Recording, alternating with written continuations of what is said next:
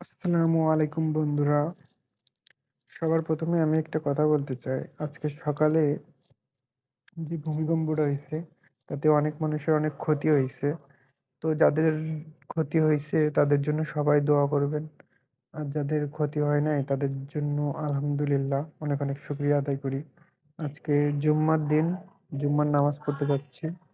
সবাইকে জুম্মা মুবারক। আমাদের মসজিদটা খুব কাছেই, মুন্সিপাড়া কেন্দ্রীয় জামে মসজিদ। আপনারা যারা সাতক্ষীরায় আছেন তারা অনেকেই এই মসজিদটা খুব ভালো করেই চিনবেন। এটা অনেক বড় একটা মসজিদ, সাতক্ষীরার মুন্সিপাড়ায়। মসজিদটা হলো ২ তলা। ভেতরে তো সব জায়গা বুক। উপরের তলায় গিয়ে উঠলাম। এখনো সময় হয়নি, এজন্য মসজিদের উপর তলাটা ফাঁকা। এমনিতেই প্রত্যেক সপ্তাহে ভরা থাকে।